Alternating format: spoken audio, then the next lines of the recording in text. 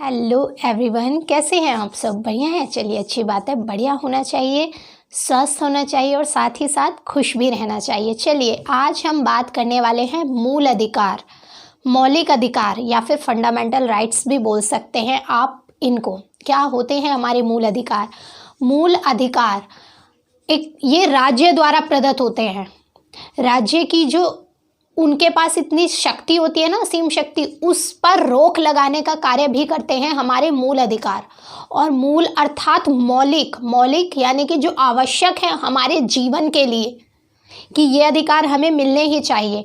ये हमारे को राज्य द्वारा दिए जाते हैं और राज्य की शक्तियों पर लगाम लगाने का, उनको पर रोक लगाने का कार्य भी करते हैं ये। अगर राज्य के ऊपर ये मौलिक अधिकार नहीं होंगे और संविधान में लिखा नहीं होगा कि ये हमारे मौलिक अधिकार हैं, तो फिर क्या होगा?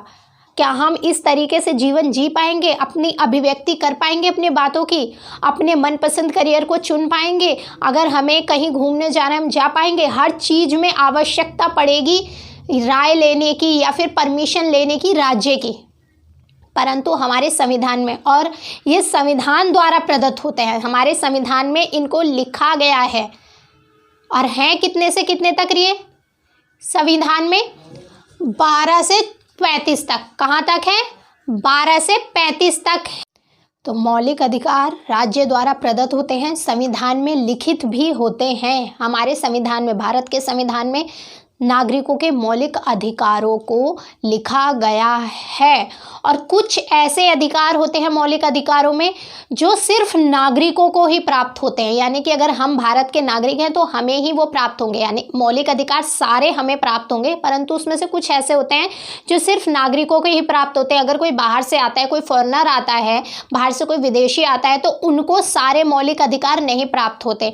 हम देखेंगे इनको भी, कौन से मौलिक अधिकार हैं जो फॉरेनर को यानी कि विदेशियों को भी प्राप्त होते हैं। ठीक है। और हम देखेंगे मूल अधिकार अर्थात मौलिक अधिकार और अधिकारों में क्या डिफरेंस है। पहले मौलिक अधिकार कंप्लीट कर लेंगे, उसके बाद दोनों में डिफरेंस पढ़ेंगे कि मौलिक अधिकार में और अधिकारों में क्या अंतर है। मानव अधिकार और मौलिक अधिकार में, मानव अधिकार भी होते हैं ना कुछ, संयुक्त राष्ट्र द्वारा जारी भी किए गए हैं अपने घोषणा पत्र में मानव अधिकार। तो मानव अधिकार और मौलिक अधिकार अर्थात मूल अधिकार में क्या डिफरेंस है, क्या विभेद है दोनों में, ये भी देखेंगे। चलिए, आज हम बात करने वाले हैं मौलिक अधिकार। पहला क्वेश्चन, मौलिक अधिकार किस पार्ट में है संविधान के, कौन से भाग में है? तो भाग 3 में है। किस में है? भाग 3 के अंतर्गत रखे गए हैं मौलिक अधिकार। और अनुच्छेद कितने से कितने तक है? 12 से 35 तक। कितने? 12 से 35 तक। भाग 3 में मौलिक अधिकार हैं 12 से 35 तक। ठीक है। मौलिक अधिकार कितने थे? मौलिक अधिकार पहले 7 थे। जब मूल संविधान बना था तो उस समय 7 मौलिक अधिकार थे। अब वर्तमान में 6 हैं। संपत्ति का जो अधिकार था, मौलिक अधिकार, उसको हटा दिया गया। अभी आगे जब हम देखेंगे कि उससे संबंधित अनुच्छेद आएगा तब उसमें बताएंगे कि ये वाला अनुच्छेद था और इसको हटा दिया गया है। अभी अगर आपसे पूछे मूल संविधान में कितने मौलिक अधिकार थे, तो 7 थे, परंतु अब उनकी संख्या कितनी है? 6 है हमारे मौलिक अधिकार। ठीक है। अब देखते हैं अनुच्छेद 12 में क्या कहा गया है। अनुच्छेद 12 में परिभाषा दी गई है। परिभाषा किसकी? राज्य की परिभाषा दी गई है, अर्थात राज्य के अंतर्गत किस किस को रखा जा सकता है। तो राज्य के अंतर्गत ये नहीं है सिर्फ राज्य होगा भारत, नहीं, राज्य के अंदर वो सारी संस्थाएं होंगी जो किसी ना किसी तरीके से गवर्नमेंट से संबंधित हैं। ठीक है। संसद भवन हो गया, सचिवालय हो गया, जो भी संस्था गवर्नमेंट से संबंधित है वो भी राज्य के अंतर्गत ही आएगी। तो राज्य की परिभाषा दी गई है अनुच्छेद 12 के अंतर्गत। याद रखिएगा आप ये, इस दोबारा अच्छे से पूछ लिया जाता है अनुच्छेदों के बारे में भी प्रीलिम्स में, और आपको पता होना भी चाहिए। तो अनुच्छेद 12 में क्या दिया गया है? परिभाषा, राज्य की परिभाषा की। राज्य के अंतर्गत कौन कौन सी संस्थाएं आएंगी, राज्य है क्या, किस किस को राज्य के अंतर्गत रखा गया है, तो इसके बारे में किस में बताया गया है? अनुच्छेद आर्टिकल 12 में। अब आर्टिकल 13 क्या कहता है? अनुच्छेद 13 क्या बात करता है? मूल अधिकारों से असंगत या उनका अल्पीकरण करने वाली विधियां, दोबारा पढ़ लीजिए, मूल अधिकारों से असंगत या उनका अल्पीकरण करने वाली विधियां अनुच्छेद 13 में। यानी कि अगर कोई भी ऐसा रूल बनाया जाता है, ऐसी विधि बनाई जाती है जो मूल अधिकारों का हनन करती हो, उनका अल्पीकरण करती हो या उनसे असंगत हो, उनसे मिल नहीं रही हो, उनमें विभेद हो रहा हो, तो ऐसी विधि नहीं बनाई जाएगी। क्योंकि जो भी कानून बनना है उसमें मूल अधिकारों को ध्यान रखना आवश्यक है। मूल अधिकारों पर अगर थोड़ी बहुत रोक लगाई जा सकती है तो वो सिचुएशन पर लगाई जा सकती है। अगर कोई आपातकाल लग गया तो उसमें कुछ आर्टिकल हैं जो राष्ट्रपति जी के द्वारा उस समय के लिए, कुछ टाइम के लिए प्रतिबंधित कर दिए जाते हैं, कुछ समय के लिए, वो भी जब हमारे देश में आपातकाल लगा होता है।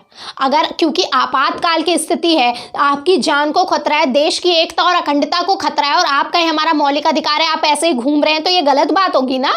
इससे आपको भी खतरा है, देश को भी खतरा है, आप पूरे आपको, आपके देश को, परिवार को, सबको ही खतरा है ना अगर आपको कुछ हो जाएगा। तो उस समय कुछ मौलिक अधिकारों पर प्रतिबंध लगा दिया जाता है। वो कौन से मौलिक अधिकार हैं वो भी हम बताएंगे, फिलहाल ये देखते हैं। तो ये बात याद रखिएगा आप, वरना मौलिक अधिकार आम लाइफ में, जैसे रोजाना की लाइफ चल रही है, नॉर्मल स्थिति में मौलिक अधिकारों को असंगत करने वाली या कोई भी ऐसी विधि बनाई गई है जिसके द्वारा मौलिक अधिकारों का हनन हो रहा है या उनको कम किया जा रहा है, ऐसी कोई भी विधि नहीं बनाई जा सकती। ठीक है, तो यही कहा गया अनुच्छेद 13 में, मूल अधिकारों से असंगत या उनका अल्पीकरण करने वाली विधियां। और ये प्री और पोस्ट, यानी कि ये उन विधियों पर भी लागू होगी जो आज़ादी से पहले, अर्थात हमारे संविधान लागू होने से भी पहले जो विधियां बनाई गई थी। आप आईपीसी देखते हैं, इंडियन पीनल कोड की धाराएं देखते हैं, वो कब बनाई गई थी? वो धारा दी गई थी आज़ादी से भी पहले। हमारा संविधान तो तब लागू भी नहीं हुआ था और अब तक भी चल रही हैं। तो क्या वो धाराएं अगर ऐसी हैं जो हमारे मौलिक अधिकारों का अल्पीकरण कर रही हैं, उनको कम कर रही हैं, उनसे असंगत हैं, उनसे मेल नहीं खाती, तो क्या होगा? तो उनके भी जो वो प्रावधान हैं जो उनसे मेल नहीं खाते, उनको हटा दिया जाएगा। और या फिर आगे आने वाली प्री अर्थात पीछे की जितनी भी विधियां हैं, अब आईपीसी आप देखते हैं, आईपीसी तो अभी नहीं बनी थी ना, इंडियन पीनल कोड नहीं बना था ना, वो आज़ादी से पहले अंग्रेजों के समय से है, परंतु अब तक चल रहा है। तो अगर वो ऐसा उसमें कोई कानून, ऐसी विधि आती है जिसके द्वारा जो मौलिक अधिकार से असंगत हो, उसका अल्पीकरण कर रही हो, कम कर रही हो, तो क्या होगा? उसके उस पार्ट को हटा दिया जाएगा, परंतु मौलिक अधिकार से कोई समझौता नहीं किया जाएगा।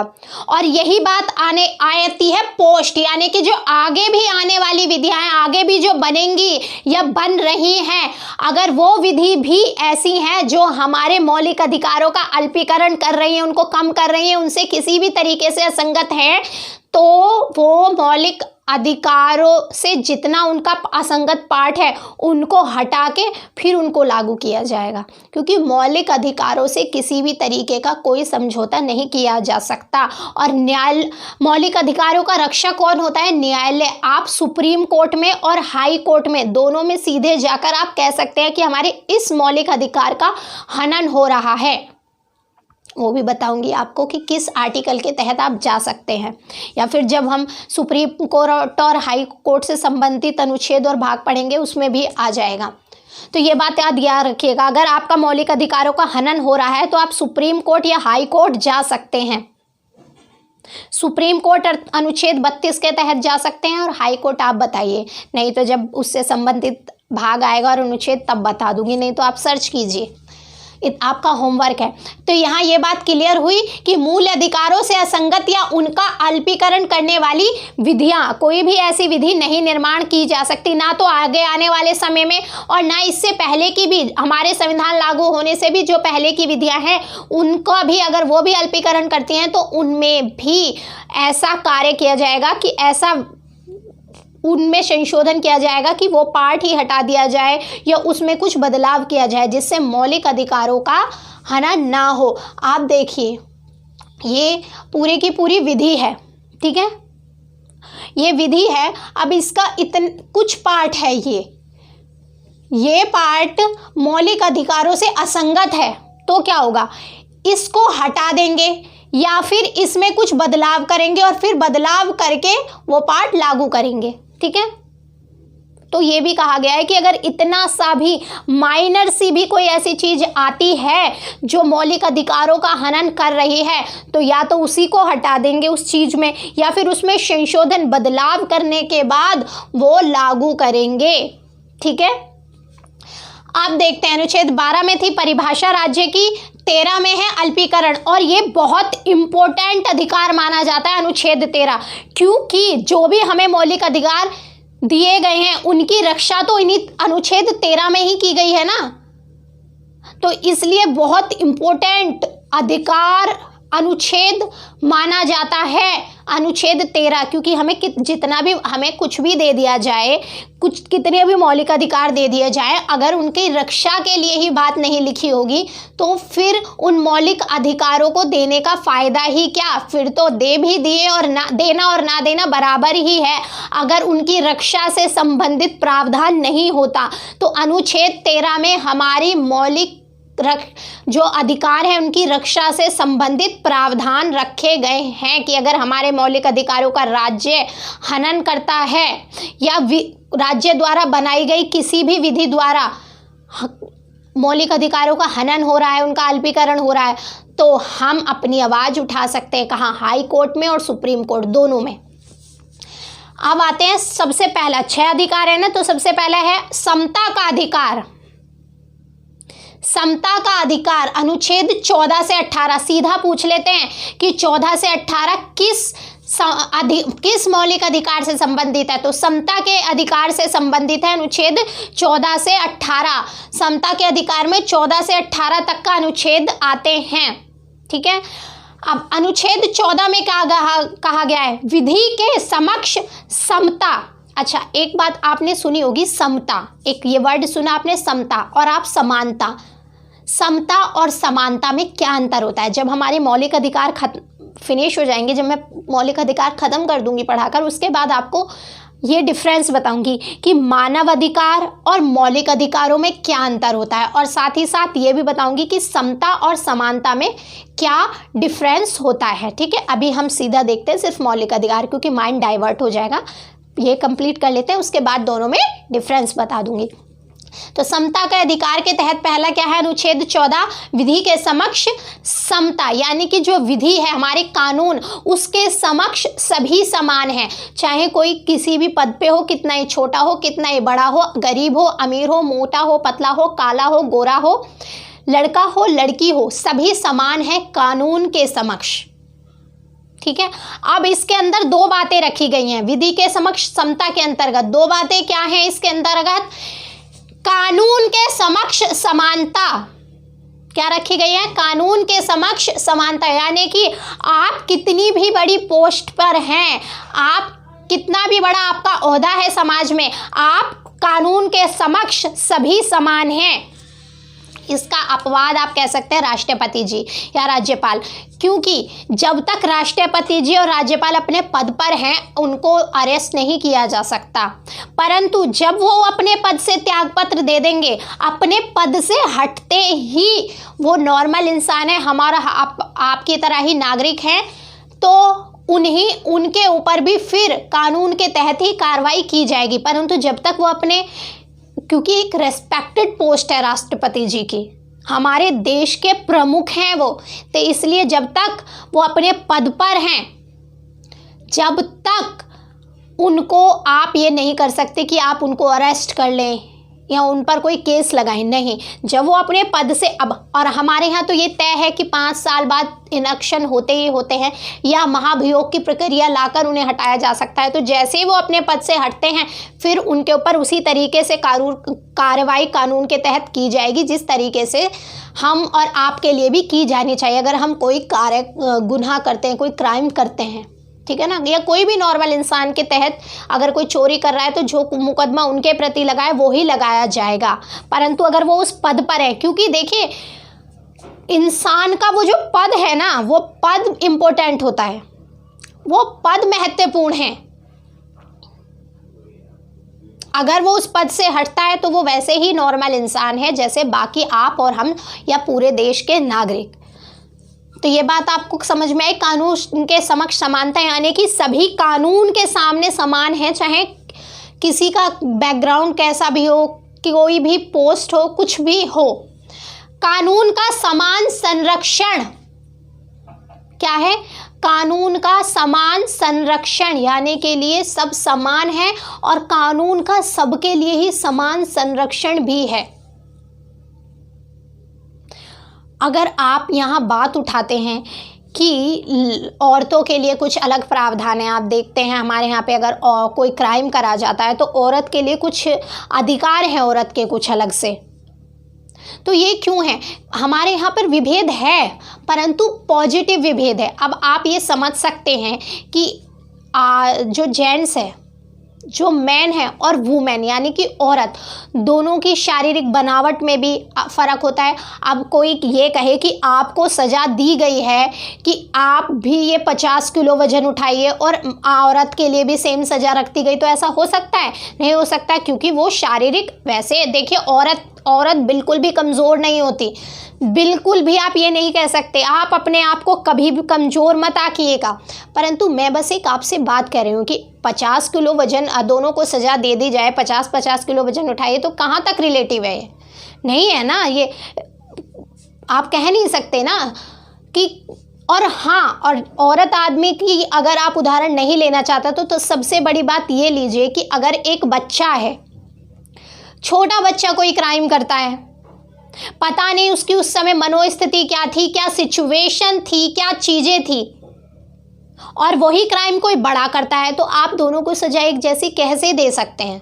एक बड़े ने अगर बड़ा कोई क्राइम कर रहा है तो उसने सोच समझ के साजिश के तहत किया होगा, परंतु वो बच्चा, अगर उससे हो सकता है उस बच्चे से कोई क्राइम गलत फहमी में हो गया हो या वो नहीं जानता था कि इससे ऐसा हो जाएगा, तो दोनों को सेम सजा कैसे दी जा सकती है? नहीं दी जा सकती ना।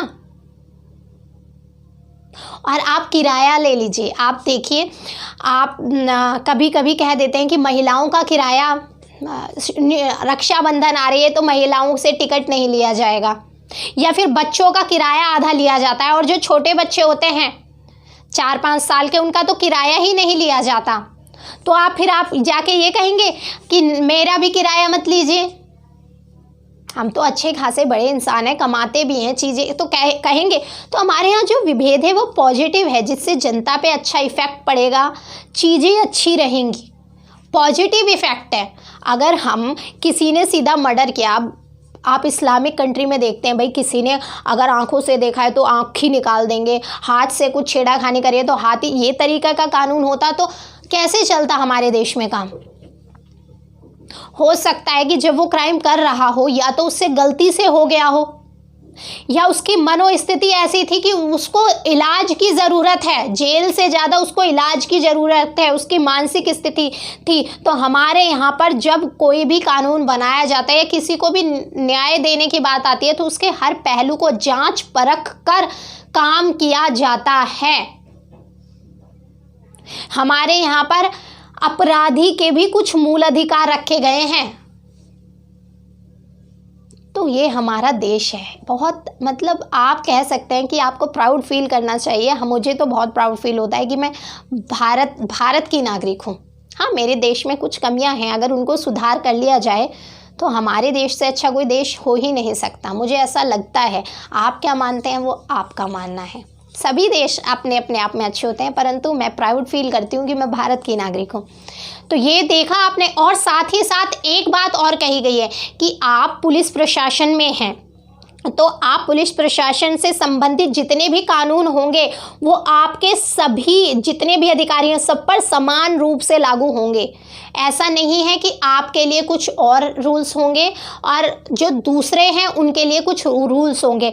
जो प्रशासन से संबंधित, यानी कि आप अगर किसी के कोई कानून के तहत कार्य कर रहे हैं या किसी जॉब में हैं, तो आपके ऊपर जो रूल्स और रेगुलेशन लागू होंगे, जो नियम कानून होंगे, वो सभी के लिए, यानी कि आपकी संस्था से संबंधित जो भी नियम कानून है वो उसमें काम करने वाले सभी पर समान रूप से लागू होंगे। ये नहीं आपके लिए कुछ और नियम है और किसी और के लिए कुछ और नियम है, ये मेरा रिश्तेदार है तो उसके लिए कुछ और नियम है, ये मेरा बेटा है इसके लिए नहीं, सब पर समान रूप से लागू होंगे। यहाँ तक भी कोई विभेद नहीं किया गया है।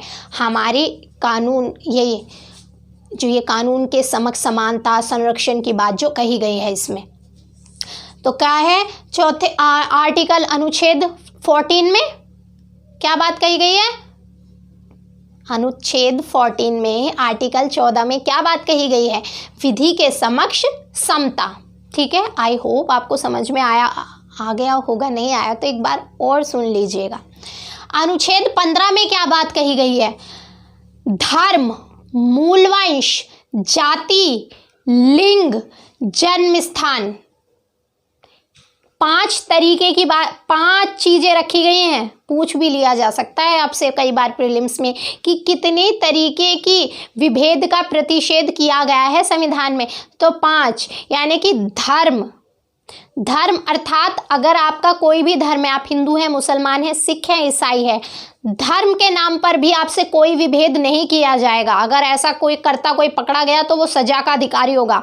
धर्म, मूलवंश, आप किसी भी मूल से संबंधित हो, कोई भी मूलवंश से हो आप, धर्म तो छोड़िए, आपका मूलवंश कुछ भी हो, आप राजा महाराजा, ऐसा होता था ना कि पहले कुछ राजा महाराजा ऐसे थे जिन्होंने बहुत परेशान किया था लोगों को, अब आज तक भी उनकी वंश चले आ रहे हैं, तो अब लोग सोचे कि इन्होंने हमें परेशान किया था, हम इनसे अपनी दुश्मनी निकालेंगे उस समय आज़ादी से पहले, क्योंकि चले तो वही आ रहे हैं ना। ये हमारा जो मूल वंश था, ये लोग हमारे मूल वंश को ऐसे करते थे, स्वर्ण जाति ये करती थी, ये अब जो भी कि हमारे जो वंश थे इनको बहुत परेशान किया था इस मूल वंश ने। 2 मूल वंश हो, 2 हो, 4 हो, जो भी हो, और उनमें से कुछ ऐसा कहने लगे कि हमारे मूल वंश को इन्होंने इतना परेशान किया था। सामने मूल वंश आपको पता है पहले एक बहुत बड़े वंश, जाति पाति सब चीज़ में बहुत वो होता था और बड़े स्तर पर इस चीज़ का विभेद होता था, स्वर्ण जाति, SC जाति, ST जाति, इस चीज़ का। परंतु अगर अब आपसे कोई कहने लगे कि आप पुराने बेस पर पुरानी दुश्मनी को निकालने के लिए आप कहें कि हमारे वंश के साथ इसने बहुत बड़ी गद्दारी की थी, हम बदला लेंगे, कभी आपके रहे होंगे बुजुर्ग दादा परदादा, तो आप कहें कि हम बदला लेंगे, तो क्या होगा कि आप उनसे विभेद करने लग जाएंगे। तो ये बात भी कही गई है कि मूल वंश के आधार पर भी आप किसी से कोई विभेद नहीं कर सकते कि पुरानी दुश्मनी निकाल रहे हैं कि जब हमारे दादा परदादा थे, उनके भी दादा परदादा थे, तो तब दुश्मनी थी, हम अब बदला लेंगे, अब हम विभेद करेंगे, अब हम इनका बायकाट कर देंगे, तो ऐसे नहीं। तो ये कहा गया कि मूल वंश के आधार पर भी आप कोई विभेद नहीं कर सकते। जाति, आप किसी भी जाति के हो, आप स्वर्ण हो, आप SC से हो, ST हो, OBC हो, जो भी हो, जाति के आधार पर भी कोई विभेद नहीं किया जाएगा। लिंग, यानी कि आप औरत हैं, आदमी हैं, लेडीज़ हैं या जेंट्स हैं, आप किसी भी जाति के, किसी भी लिंग के हैं, आप माइनॉरिटीज़ में आते हैं, तब भी आपके संग कोई विभेद नहीं किया जाएगा। लिंग के आधार पर भी आपसे कोई विभेद नहीं किया जाएगा। जन्म स्थान, आप कहीं भी जन्मे हो, चाहे आप बहुत अच्छे एरिया में, आप दिल्ली कह सकते हैं, आप जो भी लेना चाहे, अच्छे राजधानी क्षेत्र में आपका जन्म हुआ हो या फिर एक पिछड़े गांव में जन्म हुआ हो जिसका नाम भी कोई नहीं जानता, कि अगर आप नाम सुन भी रहे हैं तो आप पहली बार सुन रहे हैं, बहुत पिछड़ा गांव है, सड़कें भी नहीं हैं, पानी लाइट की व्यवस्था भी नहीं है, तो चाहे आपका जन्म उस पिछड़े गांव में हुआ हो, चाहे फिर राजधानी क्षेत्र दिल्ली में हुआ हो या किसी भी भरे पूरे क्षेत्र में हुआ हो, तो जन्म स्थान के आधार पर भी आपसे कोई विभेद नहीं किया जाएगा। अगर कोई ऐसा करता मिलता है, पकड़ा जाता है ऐसा करते हुए, छोटी जाति, बड़ी जाति, काला, गोरा, औरत, आदमी, धर्म, हिंदू, मुस्लिम करता, तो सजा का प्रावधान है। तो यही कहा गया अनुच्छेद 15 में, धर्म, मूलवंश, जाति, लिंग या जन्म स्थान के आधार पर विभेद का प्रतिषेध, यानी कि विभेद को गलत कहा गया है। बिल्कुल सजा का प्रावधान किया गया है कि आप इस आधार पर कोई विभेद नहीं कर सकते। अब आप यहाँ बात आती है आरक्षण की। आप देखते हैं कि आरक्षण की सुविधा है हमारे यहाँ पर, आरक्षण है। अब आप कहेंगे कि अगर विभेद नहीं किया जाता तो आरक्षण क्यों है?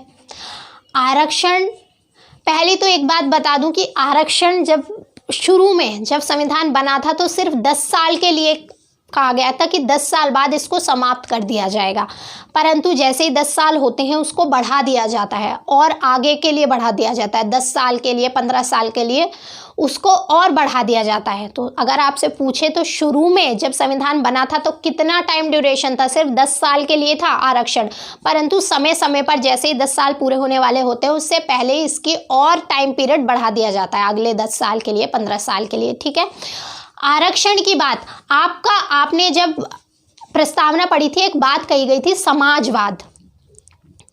हमारे समाजवाद कैसा था कि हमारे यहाँ पर जो अमीर है वो ही सिर्फ अमीर ना होता जाए, जो नीचे वाले लोग हैं उनको भी इस स्तर तक लाना है, यानी कि दोनों बराबर हों, दोनों इसके पास भी इतनी सुविधाएं हों कि अच्छी शिक्षा, अच्छे कपड़े, खाना पीना, अपनी मूलभूत आवश्यकताओं की पूर्ति कर सकें। आप देखते हैं अभी भी हमारे देश में ऐसा है कि सब एक समान है, नहीं है ना? सब जगह समान सुविधा है, सब लोगों को समान मिनिमम एक जो इनकम रखी गई है गवर्नमेंट के हिसाब से, क्या वो उसका लाभ उठा रहे हैं? सब समान रूप से इक्वल हैं, सब अपनी मूलभूत आवश्यकताओं की पूर्ति कर पा रहे हैं, सबको समान अधिकार है, सब समान स्तर पर खड़े हो चुके हैं। समानता आ गई है क्या हमारे देश में? नहीं आई है ना। अभी भी हमारे देश का कुछ तबका ऐसा है, कुछ लोग ऐसे हैं जिनको इस स्तर तक उठाना है, यानी कि बराबरी में लाने के लिए उनको सहारा देने की आवश्यकता है। घर में भी क्या होता है, अगर कोई बच्चा कमजोर होता है तो उस पे पेरेंट्स ज्यादा ध्यान देते हैं ना, कि ये भी इस स्तर तक आ सके, यानी कि जब वो अपना जीवन जीना शुरू करे, बड़ा हो, हम रहें ना रहें, पर तो दोनों ही समान रूप से अपना कार्य कर सकें। ऐसा तो नहीं है कि ये इसको यहाँ पहुँचा दें और इसको यहीं छोड़ दें, तो उस पर थोड़ा ज़्यादा ध्यान देते हैं ताकि इसको भी इतना तो बना दिया जाए कि अपनी मूलभूत ज़रूरतें अपने आप पूरी कर सके।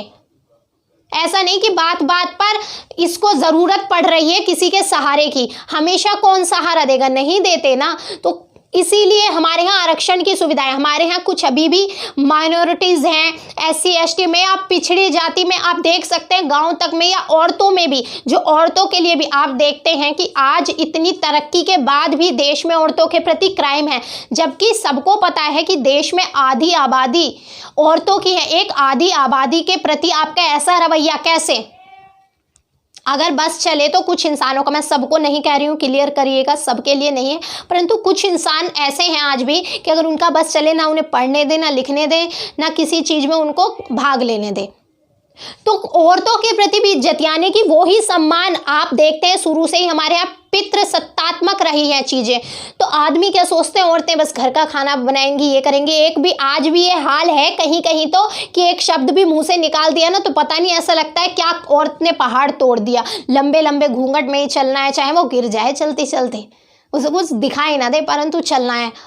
तो यही चीज़ है कि सबको समान लाने में आदमी हैं। अब औरतें नहीं होंगी तो कैसे चलेगा हमारा देश? कैसे चलेगी जीवन ही कैसे चलेगा? कैसे ये जो प्रक्रिया एक बनाई है मरने जीने की, जन्म लेने की, मरने की, ये कैसे हो गई? सब मर जाएंगे एक दिन, तो फिर जन्म को कैसे लिया जाएगा? तो ये दोनों पहिए होते हैं गाड़ी के। तो इसीलिए औरतों में भी विभेद है, बच्चों में भी आप देखते हैं लड़का ही चाहिए, लड़की नहीं चाहिए। तो ये सब चीज़ें हैं किसी स्तर तक। आज भी हमारे देश में बहुत बड़े स्तर पर विभेद है। कहने को हमने बहुत तरक्की की है, अच्छी बात है, परंतु अभी भी हमने उस स्तर पर तरक्की नहीं की है कि हाँ हम ये कह सके कि अब हमारे देश में सब समान है, अब आरक्षण नहीं होना चाहिए। तो अभी भी कुछ लोग ऐसे हैं और कुछ ऐसे हैं, उनको इस स्तर तक लाने के लिए उनको कुछ स्पेशल राइट्स देने की आवश्यकता है और वो आरक्षण के तहत प्रदान किए जाते हैं, उनको सपोर्ट प्रदान किया जाता है ताकि वो भी अपने को बराबरी में ला सकें, अपनी मूलभूत आवश्यकताएं पूरी कर सकें। तो आप यहाँ ये कह सकते हैं आरक्षण से संबंधित। क्लियर हुआ? अगर आपके मन में बात उठती कि आरक्षण तो है, तो यही बात है कि आरक्षण है परंतु पॉजिटिव वे में है, नेगेटिव वे में नहीं। अनुच्छेद 16 क्या कहता है? लोक नियोजन के विषय में अवसर की समता, यानी कि लोक नियोजन अर्थात गवर्नमेंट सरकारी नौकरी से संबंधित अगर कोई भी नौकरी निकलती है तो उनमें सबको समान रूप से अवसर दिया जाएगा। कोई लेडीज है यानी कि औरत है, कोई आदमी है या कोई किसी भी जाति का है, कोई भी लिंग है, काला है, गोरा है, कोई भी उसका सोशल स्टेटस है, तो अब ये नहीं कि अब आपने कोई ऐसा ही क्राइम कर दिया है सोशल स्टेटस से संबंधित है कि आपने कोई ऐसा क्राइम कर दिया है जो देशद्रोह में है, तो क्यों भर पाएंगे? नहीं भर पाएंगे ना।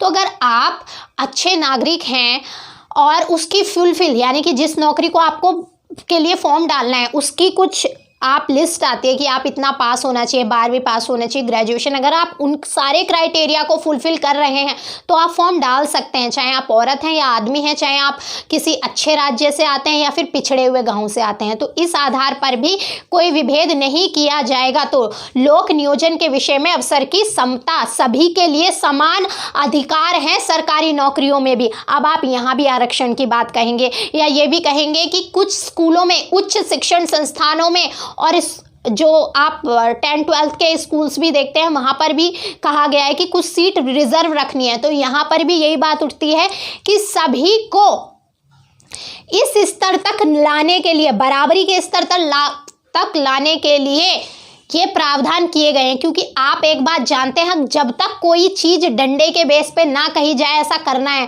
तो कोई नहीं करता। अगर किसी अच्छे बड़े स्कूल वाले से ये कह दिया जाए कि आपको 10% सीटें SC ST के लिए या फिर आधी फीस में देनी है या फिर 10% सीटों पे जो बच्चे होंगे उनसे कोई फीस लेनी ही नहीं है, तो क्या वो छोड़ेगा? अगर उसके ऊपर कोई कानून नहीं बना होगा वो तो कहेगा मेरे तो पैसे वो हो रहे हैं, फीस कम आ रही है। कोई नहीं छोड़ता जब तक कानून नहीं बनता, जब तक डंडे का जोर नहीं लगता ना। तो कोई, बहुत कम है, मैं बिल्कुल नहीं कहती कि है नहीं, परंतु बहुत कम लोग हैं जो वो छोड़ देंगे 10%, वरना उनके मन में तो लालच आएगा, क्यों छोड़ूं मैं तो फीस ही लूंगा, अच्छी फैमिली से ही एडमिशन दिलाऊंगा जो मुझे इसकी फीस पे कर सके, फीस दे सके, वो नहीं छोड़ेंगे ना। तो इसलिए हमारे यहाँ कानून बना दिया गया, प्रावधान कर दिए गए कि आवश्यक है, अगर आप नहीं करेंगे तो आपको जुर्माना, जेल, जो भी उसके लिए कही गई है, जो भी दंड रखा गया है वो आपको भुगतना पड़ेगा। आप सब भी जानते हैं अगर डांट ना पड़े तो बच्चा पढ़ने भी नहीं बैठता ना। कौन अपने आप से, हाँ अच्छे बच्चे भी हो सकता है भाई, उसको इतने छोटेपन में तो, परंतु यही होता है कि आप खेलते रहते हैं, मम्मी पापा कहते हैं पढ़ने बैठिए तभी जाएंगे, जब तक डांट का या भय नहीं होगा, यानी कि भय नहीं होगा जब तक कोई काम नहीं करता कोई भी। तो इसीलिए प्रावधान है आरक्षण का, या ये बात कही गई है कि आपको शिक्षण संस्थानों में कुछ सीट रिजर्व रखनी पड़ेंगी। और इनके लिए भी क्या है, बस ये है कि आपका जो कोई जर्नल्स का से या कोई अच्छा सामान उससे है, जर्नल से है, तो क्या होगा कि आपको 10 यानी कि जो मेरिट लिस्ट लगती है वो थोड़े कम और ज़्यादा मार्क्स पे लगती है। जो जिनको रिजर्वेशन प्राप्त है उनकी थोड़ी कम मार्क्स पर लगेगी और जिनको रिजर्वेशन प्राप्त नहीं उसकी थोड़ा सा ज़्यादा मार्क्स पर लगेगी। तो मेहनत कीजिए, अच्छे से कीजिए, ऐसी कोई बात नहीं। अगर आप मेहनत ईमानदारी से कर रहे हैं तो आपका सिलेक्शन होगा ही होगा। बस ये उन लोगों के लिए जिनको, क्योंकि आप सब जानते हैं कहीं ना कहीं आज भी हमारे अंदर बड़े छोटे, गोरे काले, मोटे पतले, अमीर गरीब का विभेद है। तो इस विभेद को दूर करने के लिए ही आरक्षण की सुविधा की हुई है। समान हो जाएंगे सब तो आवश्यकता ही नहीं पड़ेगी इस चीज़ की। वरना सब ये चाहते हैं कि नौकरी में भी लड़के हों, ये हों, और ऐसा होता भी है, प्राइवेट जॉब्स में भी होता है कि अगर शादीशुदा है तो नहीं लेंगे, क्योंकि शादी, पहली बात तो घर के 10 चीज़ें होंगी तो छुट्टी लेगी, आज ये हो गया, आज वो हो गया, और फिर अगर वो माँ बनेंगी तो उस ड्यूरेशन में फिर छुट्टी देनी है, और छुट्टी देनी है साथ ही साथ पे भी करना पड़ेगा, क्योंकि गवर्नमेंट ने ये रूल बना दिया है। तो आप अभी देखते हैं किस स्तर की सोच है हमारे देश में। तो आपको समझ में आई कि जो हमारे यहाँ आरक्षण हैं, चाहे वो शिक्षण संस्थानों में हो या जॉब्स में हो, सरकारी नौकरियों में, किसी में भी हो, वो पॉजिटिविटी के लिए, हमारे देश के लिए, ठीक है, पॉजिटिव है, नेगेटिव नहीं है। तो अनुच्छेद 16 में क्या है? लोक नियोजन के विषय में अवसर की समता। अनुच्छेद 17 अस्पृश्यता का अंत। क्या है अनुच्छेद 17 में? आप पहले होता था ना, क्या होता था? ये छोटी जाति का है, ये कुएं से पानी नहीं ले सकता, ये मंदिर में नहीं जा सकता, छूत अछूत बहुत ज़्यादा होती थी ना पहले। तो उसी चीज का अंत कर दिया गया है। अगर आप ऐसे करते पाते हैं, आप किसी भी सार्वजनिक स्थान में, चाहे आप किसी भी जाति से संबंधित हो, आप जा सकते हैं। आपका सोशल बैकग्राउंड कैसा भी हो, आप अमीर गरीब, ये मतलब किसी भी तरीके का सारा विभेद, अस्पृश्यता का, किसी भी तरीके की छुआछूत का अंत कर दिया गया है। अनुच्छेद 17 अस्पृश्यता का अंत। क्या कहा गया? अस्पृश्यता, किसी भी तरीके की छुआछूत की कोई जगह नहीं है। अगर कोई ऐसा करता पकड़ा जाता है कि किसी भी तरीके की छुआछूत कर रहा है, और ये कर रहा है कि तुम छोटी जाति के हो, तुम इस होटल में नहीं जाओगे, यहाँ नहीं जाओगे, मंदिर में ये नहीं करोगे, वो नहीं करोगे, तुम औरत हो, तुम यहाँ नहीं जाओगी, ये नहीं करोगी, तो ये सब चीज़ें खत्म कर दी गई हैं। छुआछूत की, किसी भी तरीके की छुआछूत का अंत कर दिया गया है। अस्पृश्यता का अंत कहा गया है ना। हाँ, अब जैसे कोरोना काल चल रहा है तो उसमें दूरी बनानी आवश्यक है, क्योंकि ये मेरे और आपके दोनों के लिए ही आवश्यक है, क्योंकि इससे हमारी जान को ही खतरा है, हमारे फैमिली के, पूरे देश को ही खतरा है। तो इसमें अगर आप कहें कि भाई छुआछूत हो रही है, ये तो चीज़ गलत है ना।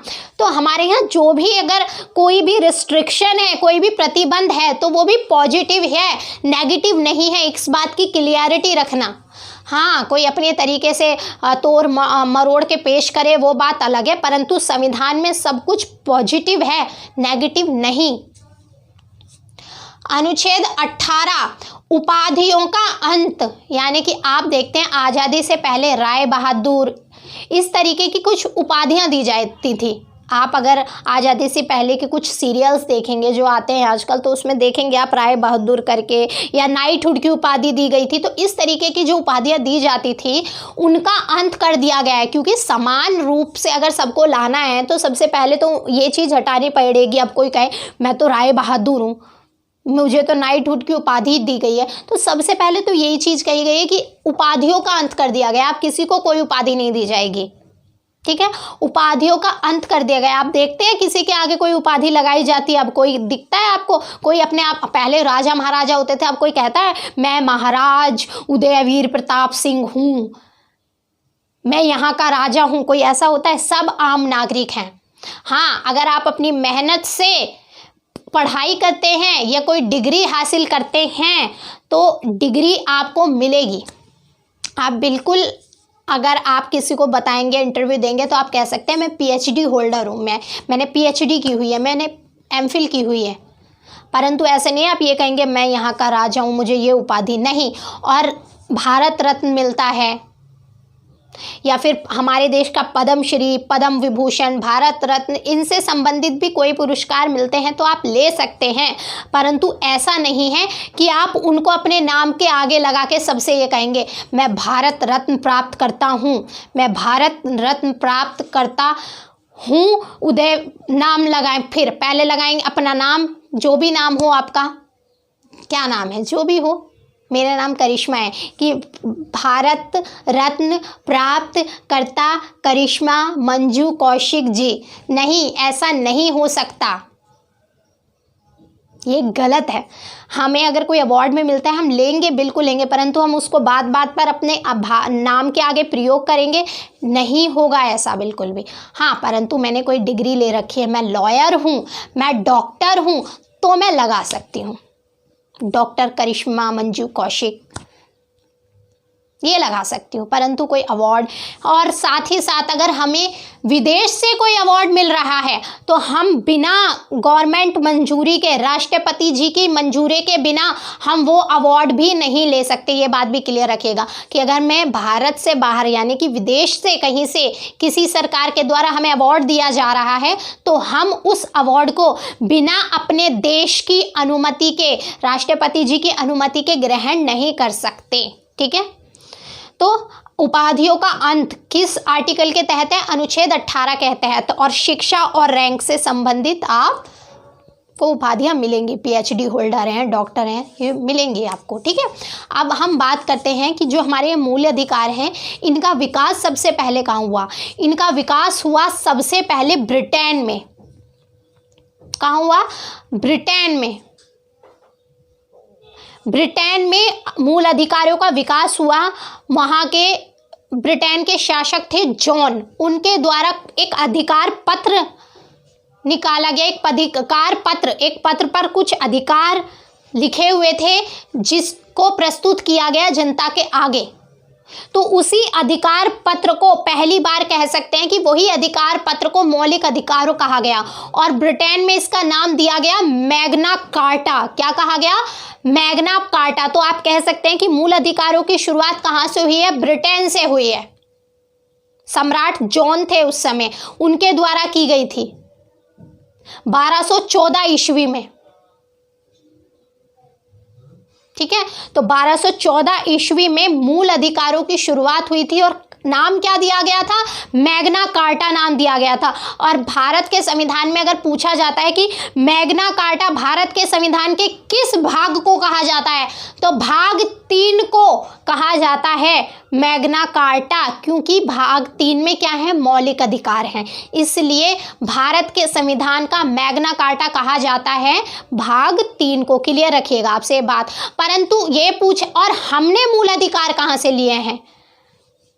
हमने मूल अधिकार की जो अवधारणा ली है कि मूल अधिकार होने चाहिए लिखित तौर पर, वो हमने अमेरिका के संविधान से अपनाई है। ठीक है, तो दोनों बातों में डिफरेंस याद रखिएगा आप। हमने जो मूल अधिकार की अवधारणा ली है कि लिखित होने चाहिए, वो हमने अमेरिका से ली है। परंतु सब प्रथम मूल अधिकार अगर आप कहीं देखते हैं कि विकास हुआ तो कहाँ देखते हैं? ब्रिटेन या इंग्लैंड, दोनों में से जो भी ऑप्शन हो वो क्लियर है, लिखा हुआ है। और हमारे जो मूल अधिकारों की प्रकृति है वो निषेधात्मक है। निषेध अर्थात हर जगह होगा, राज्य ये नहीं कर सकता, राज्य मूल अधिकारों का हनन नहीं कर सकता, राज्य हर चीज में नहीं नहीं नहीं का वर्ड होगा वहाँ जब आप पढ़ेंगे। तो इसीलिए आपसे पूछा जाए हमारे जो मूल अधिकार है उनकी प्रकृति कैसी है, तो वो है निषेधात्मक। और अध्याय 3 को जैसे मैग्ना कार्टा कहा जाता है भाग 3 को, वैसे ही एक बात और कही जाती है अधिकार पत्र। क्या? अधिकार पत्र भी अगर आपसे पूछे तो भाग 3 को ही कहा जाता है। ठीक है, और एक बात और रह गई, हमने यहाँ पे देखा था विधि के समक्ष समता अनुच्छेद 14 में। तो ये बात ली कहाँ से गई? शुरुआत कैसे हुई कि कानून के समक्ष सबको समान होना चाहिए, हुई इंग्लैंड से। इस बात की भी शुरुआत इंग्लैंड से ही हुई, और इंग्लैंड के एक विद्वान थे डाइसी, उनके द्वारा ये बात की शुरुआत की गई, ये बात रखी गई कि कानून के समक्ष सब समान होने चाहिए। आई बात? इतनी बात समझ में आई जितनी मैंने आपको पढ़ाई? चलिए फिर आज के लिए इतना ही रखते हैं। बाकी जो 5 मूल अधिकार रह गए हैं और जो हमारा मूल अधिकार था प्रॉपर्टी से संबंधित, संपत्ति से संबंधित, उसको अब किस आर्टिकल के तहत रख दिया गया है या कौन सा संविधान संशोधन किया गया था, ये सब हम नेक्स्ट वीडियो में देखेंगे। चलिए आज के लिए इतना ही रखते हैं। धन्यवाद।